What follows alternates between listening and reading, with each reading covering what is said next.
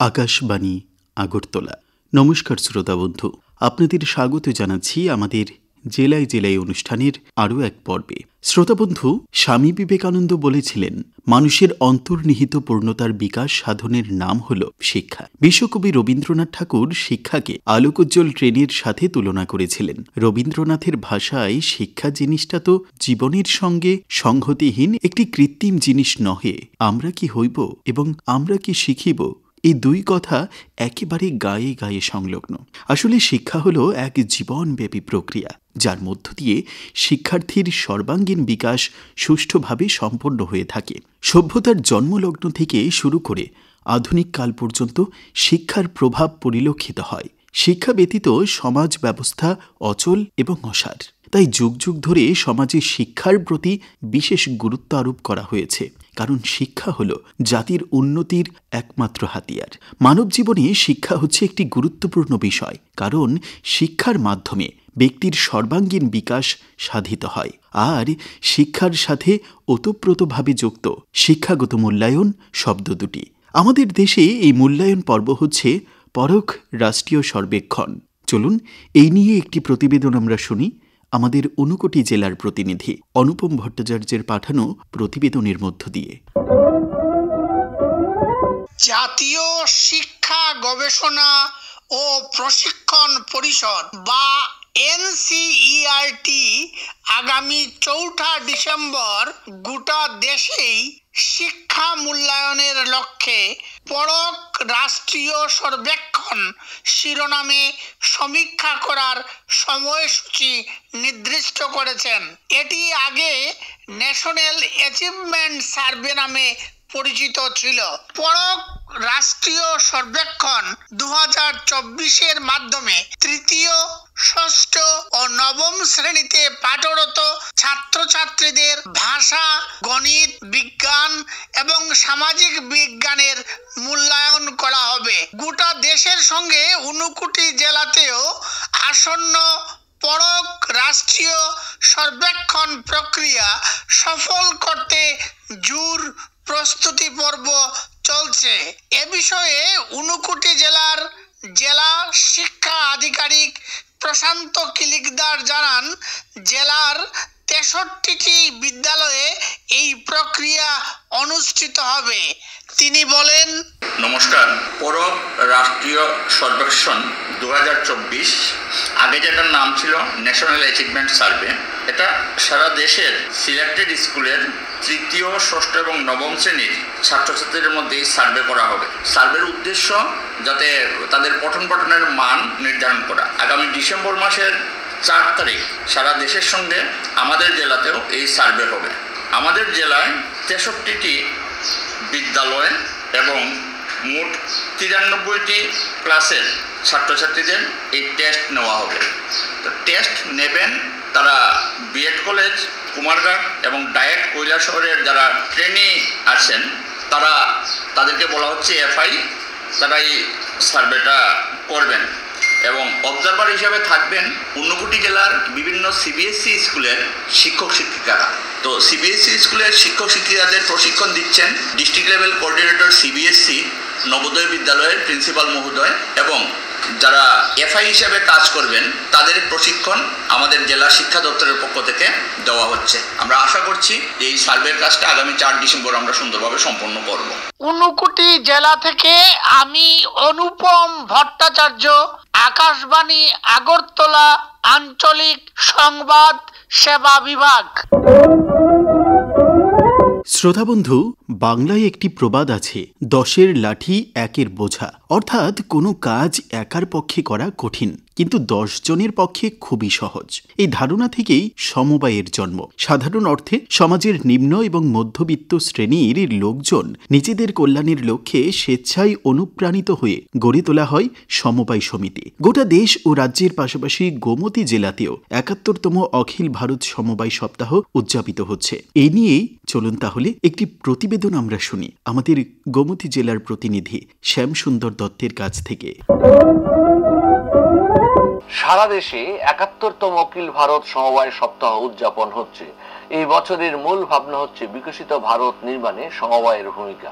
2047 সালের মধ্যে উন্নততর ভারত গড়ার লক্ষ্যে দেশের প্রধানমন্ত্রী নরেন্দ্র মোদী নানা পরিকল্পনা নিয়েছেন। এর মধ্যে একটি হলো সমবায়, বিকশিত ভারত নির্মাণের সমবায়। এই লক্ষ্যে গত 6 জুলাই 2021 তারিখে কেন্দ্রের নতুন সমবায় মন্ত্রণালয় গঠনের মাধ্যমে সারা দেশের সমবায় পরিকাঠামো সশক্তিকরণের লক্ষ্যে বিভিন্ন ধরনের ইতিবাচক উদ্যোগ গ্রহণ করা হয়েছে।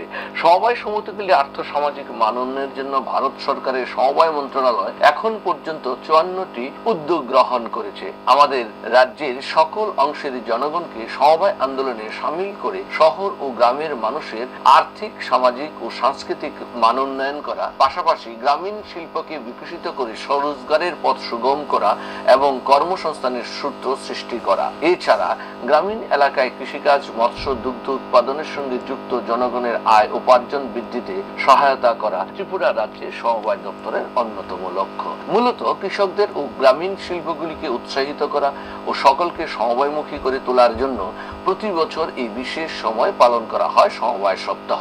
ইতিমধ্যে প্রাথমিক সমবায় সমিতিগুলির অর্থনৈতিক শক্তিশালীকরণের লক্ষ্যে নানা প্রকল্প গ্রহণ করা হয়েছে।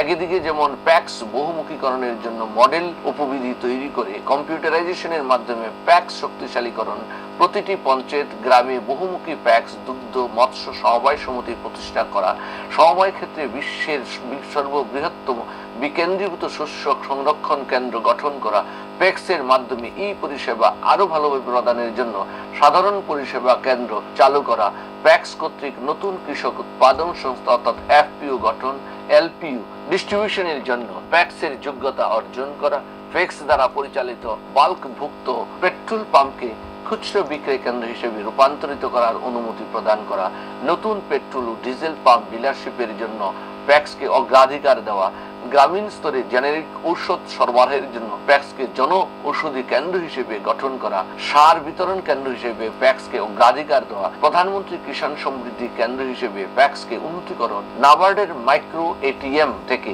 ব্যাংক মিত্র হিসেবে কাজ করার মান্যতা প্রদান, সমবায় সমিতির সদস্যদের জন্য গ্রুপে কিষাণ ক্রেডিট কার্ড প্রদান করা, প্যাক্স স্তরে পিএম পোষণ প্রকল্পের সমন্বয়, সমবায় সমিতির জন্য আয়কর আইনের ছাড় সংক্রান্ত বিষয়ে পদক্ষেপ গ্রহণ করা হয়েছে। জাতীয় পর্যায়ে 3টি নতুন মাল্টি স্টেট কোঅপারেটিভ সোসাইটি গঠনের সিদ্ধান্ত নেওয়া হয়েছে। সমবায় ক্ষেত্রে শিক্ষা প্রতিষ্ঠান ও অন্যান্য উদ্যোগ নেওয়া হয়েছে। গ্রামীণ এলাকায় যেখানে কোনো ব্যাংক পরিষেবা নেই সেই সব অঞ্চলে ল্যাম্পস প্যাক্স এর মাধ্যমে আধুনিক পদ্ধতিতে ব্যাংকিং পরিষেবা প্রদান করার উদ্যোগ নেওয়া হয়েছে। প্রতিটি গ্রামে পঞ্চায়েতে বহুমুখী প্যাক্স, দুগ্ধ, মৎস্য সমবায় সমিতি গঠনের কাজ চলছে। কেন্দ্রীয় সমবায় মন্ত্রক খাদ্য নিরাপত্তা সুরক্ষিত করার লক্ষ্যে সমবায় ক্ষেত্রে বিশ্বের বৃহত্তম কেন্দ্রীভূত শস্য সংরক্ষণ প্রকল্প বাস্তবায়ন করার উদ্যোগ গ্রহণ করেছে। এই প্রকল্পের আয়তায় বিভিন্ন কৃষি পরিকাঠামো যেমন go down, custom hiring centre, processing unit, ন্যায্য মূল্যের দোকান ইত্যাদি ভারত সরকারের বিভিন্ন প্রকল্পের সমন্বয়ের মাধ্যমে তৈরি করা হয়। আশা করা যায় এর ফলে দেশের খাদ্য নিরাপত্তা সুনিশ্চিত হবে, খাদ্য শস্যের অপচয় হ্রাস করবে, কৃষকগণ তাদের উৎপাদিত পণ্যের ন্যায্য দাম পাবে, প্যাক্স স্তরে বিভিন্ন কৃষি চাহিদা পূরণ করবে। এই প্রকল্পের মাধ্যমে ইতিমধ্যে ত্রিপুরা রাজ্যের উদয়পুর মহকুমার খিলপাড়া প্যাক্সের অধীনে বিশ্বের বৃহত্তম বিকেন্দ্রীভূত শস্য সংরক্ষণ কেন্দ্র স্থাপন করা হয়েছে। গ্রামীণ স্তরের জেনেরিক ঔষধ সরবরাহের লক্ষ্যে কেন্দ্রীয় সমবায় মন্ত্রণালয়ের সিদ্ধান্তক্রমে মোট 2000 জনৌষধি কেন্দ্র খোলার অনুমোদন দেওয়া হয়েছে। এই উদ্যোগের ফলে গ্রাম, ব্লক স্তরের সাধারণ মানুষের কাছে জেনেরিক ঔষধ সহজলভ্য হবে। এর ফলে ল্যাম্পস প্যাক্স গুলির অতিরিক্ত কর্মসংস্থানের পাশাপাশি আয়ের সুযোগ তৈরি হবে। এরই অঙ্গ হিসেবে ত্রিপুরা রাজ্যে এখন পর্যন্ত 12টি ল্যাম্পস প্যাক্স জনৌষধি কেন্দ্র গড়ে তোলার প্রাথমিক অনুমোদন পেয়েছে। এই বিষয়ে গোমতী জেলার সমবায় দপ্তরের উপনিয়ামক অনিল দেববর্মা বলেন, সমবায়ের যে পরিকল্পনাগুলো আমাদের এখন তো গভর্নমেন্ট অফ ইন্ডিয়া থেকে মিনিস্ট্রি অফ কোঅপারেশন নতুন দপ্তর ফর্ম হয়েছে। আগে তো ছিল এটা এগ্রিকালচারের সঙ্গে টাই আপ ছিল, এখন সেপারেট মিনিস্ট্রি অফ কোঅপারেশন হয়েছে কেন্দ্রীয়ভাবে।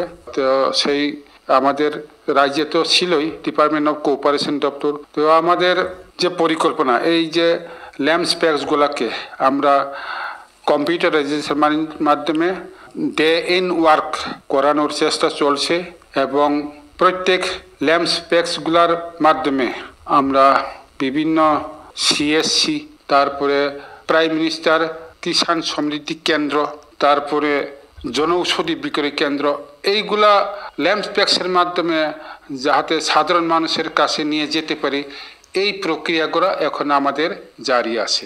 মধ্যেই অনেক ল্যাম্পস্পেক্স কম্পিউটারাইজ হয়েও গেছে, ওদেরকে হার্ড কম্পিউটারগুলো সাপ্লাই দেওয়া হয়েছে এবং যথারীতি কাজ চলছে অনেক ল্যাম্পসে, এবং বাকি যেগুলো এখন কয়েকটিতে হয়নি এগুলা শেষ হয়ে যাবে আগামী কয়েক মাসের মধ্যে। আমাদের ইনস্ট্রাকশনটা আছে প্রত্যেক ল্যাম্পস্পেক্সে জনৌষধি খোলার ইনস্ট্রাকশন আছে, কিন্তু আমরা এর মধ্যেই বেশ কয়েকটি টার্গেট দেখেছে, 15 থেকে 20টা আমরা টার্গেট দেখেছি এই ডিস্ট্রিক্টের ভিতরে জনৌষধি বিক্রয় কেন্দ্র খোলার জন্য।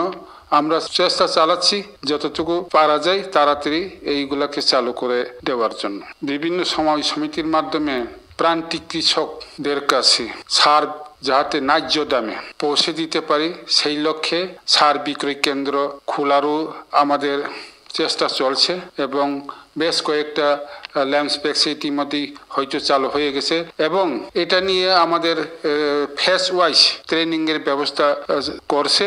এটা এখনো ট্রেনিং গুলা শেষ হয়নি। বেশ কয়েকটা ল্যাম্পস্পেক্স এর ম্যানেজার গুলা বা কর্মচারীদেরকে আমরা সিলেকশনের মাধ্যমে আমরা ট্রেনিং করিয়ে নেওয়ার চেষ্টা করছি, এবং ট্রেনিং হওয়ার পরেই ওদেরকে ফার্টিলাইজার লাইসেন্সের জন্য প্রসেসিং করিয়ে লাইসেন্স প্রাপ্ত হলে পরে সার বিক্রয় কেন্দ্রগুলা আমরা চালু করতে পারবো। খুব আশাবাদী আমাদের। আকাশবাণী আগরতলা আঞ্চলিক সংবাদ বিভাগের জন্য গোমতী জেলা থেকে আমি শ্যামসুন্দর দত্ত। শ্রোতা বন্ধু, আজকের মতো তাহলে জেলায় জেলায় অনুষ্ঠানটি এখানেই শেষ করছি। আগামী সপ্তাহে অন্য কোনো জেলার অন্য কোনো ঘটনা বা তথ্য আপনাদের সঙ্গে ভাগ করে নেব। আজ তাহলে এই পর্যন্তই। নমস্কার।